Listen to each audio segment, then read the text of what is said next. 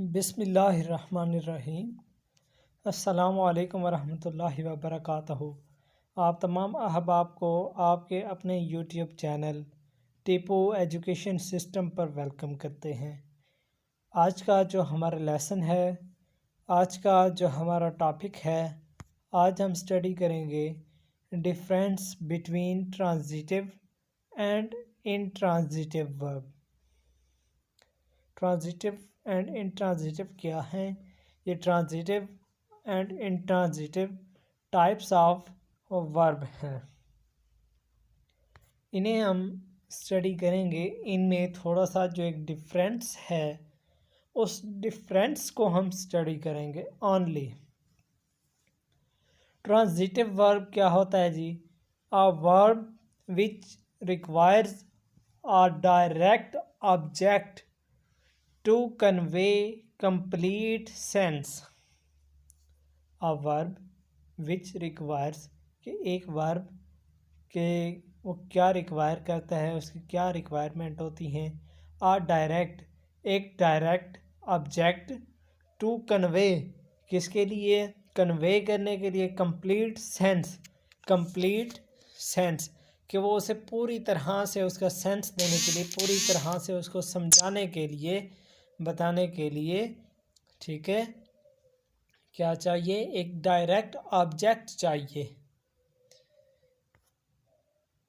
Example, he was टीजिंग us for nothing.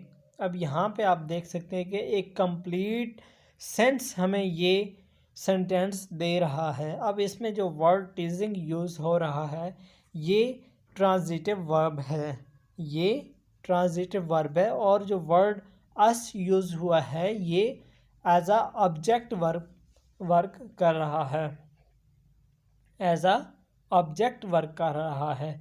इसी तरह से next, they had played football, they had played football. अब ये भी कंप्लीट सेंस हमें दे रहा है। जो प्लेड वर्ड है ये ट्रांजिटिव वर्ब है, और जो फुटबॉल है ये ऑब्जेक्ट है, फुटबॉल ऑब्जेक्ट है। अब ये में कंप्लीट सेंस दे रहा है। इसका एक और छोटा सा मेथड है, फार्मूला, कुलिया, आप जो भी इसे समझ लें या टोटका समझ लें। एक छोटा सा एक पॉइंट है कि जिसकी वजह से ट्रांजिटिव और इंट्रांजिटिव सही तरह से बंदा प्रिपेयर कर सकता है। अगर वो पॉइंट जहन में ना हो या आपको पता ना हो तो आप कभी भी इसे सही नहीं कर सकते।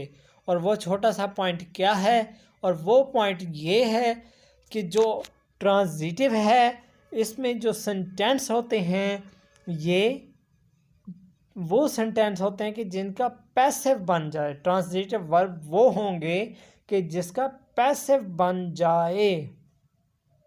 जिस चीज़ का, जिस सेंटेंस का पैसिव बन जाएगा, जो डायरेक्ट होगा, वो ट्रांजिटिव होगा। और ऐसे सेंटेंस जिसका पैसिव नहीं बनेगा, एक्टिव वॉइस, पैसिव वॉइस आप जानते होंगे सेंटेंसेस हैं, और जिसका पैसिव वॉइस नहीं बनेगा वो क्या होगा? वो ट्रांजिटिव होगा।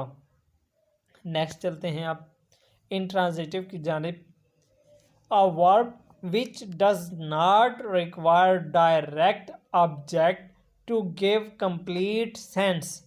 a verb which does not require, कि एक ऐसा वर्ब कि जो ये चीज़ रिक्वायर नहीं करता, मैटर नहीं करती उसके लिए डायरेक्ट ऑब्जेक्ट, कि वो उसे direct object to give complete sense, किसके लिए? कि वो कंप्लीट सेंटेंस की सेंस दे, वो कंप्लीट एक इंफॉर्मेशन करे, कंप्लीट बात करे। इसकी एक छोटी सी एग्जांपल्स देखते हैं। ही स्लीप्स, शी स्माइल्स। अब जो ही स्लीप्स है, अब हम देख रहे हैं कि वो सोया हुआ है। अब कंप्लीट सेंस तो यहाँ पे नहीं आ रही हमें कि वो कौन सोया हुआ है या क्या है, किस तरह, नहीं, सिर्फ ही स्लीप्स, शी स्माइल, वो हंस रही है। अब बस हमें यही कुछ मालूम हो रहा है, ठीक है। ये हमें क्या हो रहा है? Does not require direct object के, अब हमें यहाँ पे डायरेक्ट ऑब्जेक्ट की रिक्वायरमेंट नहीं है टू गिव कंप्लीट सेंस देने के लिए। अब यही एक छोटा सा वर्ड है, ये हमें मुकम्मल सेंस दे रहा है। क्या दे रहा जी? ही स्लीप्स, वो सोया हुआ है, ठीक है, वो सोया हुआ एक सेंस हमें मिल रही है। ओके हो गया। शी स्माइल्स, वो हंस रही है, ये भी अब हमें एक सेंस मुकम्मल मिल गई। लेकिन अब यहाँ पे ऑब्जेक्ट, डायरेक्ट ऑब्जेक्ट की हमें रिक्वायरमेंट नहीं है। अब यहाँ पे ऑब्जेक्ट हम कोई भी यूज़ कर सकते हैं इन वर्ड्स के साथ। अगर आपके माइंड में कोई आता है तो आप कमेंट में बता दीजिए। एक और छोटा सा इसमें चीज़ है, समझने वाली पॉइंट है, फोकस तलब चीज़ है कि ट्रांजिटिव टू इंट्रांजिटिव के जो ट्रांजिटिव वर्ब होते हैं वो इंट्रांजिटिव में कन्वर्ट हो जाते हैं, लेकिन जो इंट्रांजिटिव होता है वो ट्रांजिटिव में कभी भी कन्वर्ट नहीं हो सकता। फॉर एग्ज़ाम्पल, अब आपको इनकी एक एग्जांपल्स समझाते हैं, उसके बाद इजाज़त चाहेंगे। ही Hanks a picture, he Hanks a picture. अब ये हमें एक कंप्लीट सेंस दे रहा है। अब जो हैंग्स वर्ड है ये ट्रांजिटिव वर्ब है। ये क्या है? ये ट्रांजिटिव वर्ब है और पिक्चर ऑब्जेक्ट है। अब इसका पैसिव वॉइस बन सकता है, तो ये क्या हुआ? ये ट्रांजिटिव वर्ब है।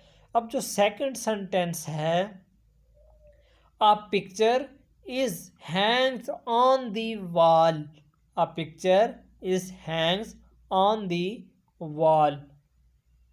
अब यहाँ पे ये जो सेंटेंस है ये इंट्रांजिटिव सेंटेंस है। वो कैसे?